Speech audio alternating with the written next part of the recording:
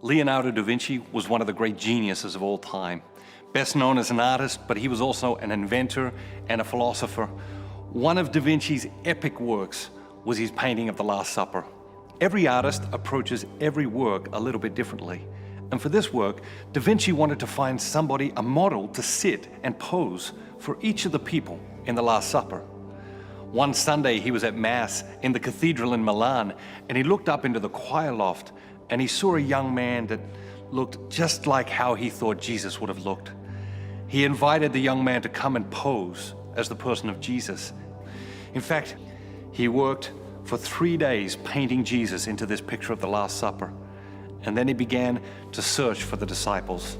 Very quickly, he found a James and a Peter and a John and a Matthew. In fact, in 11 months, he found and painted 11 of the 12 disciples, all except Judas.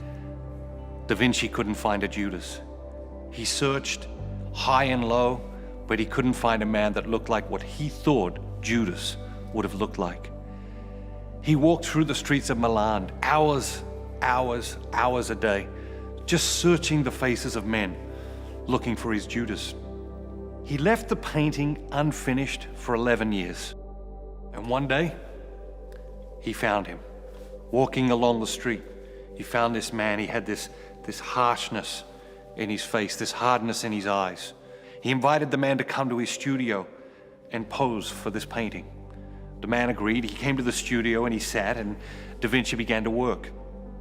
After a couple of hours, the man began to weep, just inconsolably began to weep. Da Vinci stopped working and he said, "Is something wrong? Am I doing something to upset you?" He looked up at da Vinci and he said, "Master, do you not recognize me?" Da Vinci said, "I'm sorry, I don't.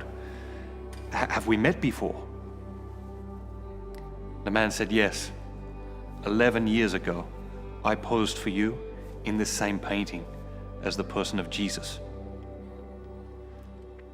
In each of us, there's a Jesus and a Judas. In each of us, there's that best version of ourselves and that lesser version of ourselves, that second-rate version of ourselves, that worst version of ourselves. And the challenge is to celebrate that best version of ourselves, and we can only really be the best version of ourselves in and through Jesus Christ. John the Baptist said, "He must increase and I must decrease." That's the challenge every day, is to celebrate that best version of ourselves. It's to allow Jesus to come more fully alive so that we can become all that God created us to be. Are you ready to start celebrating Jesus more in your life?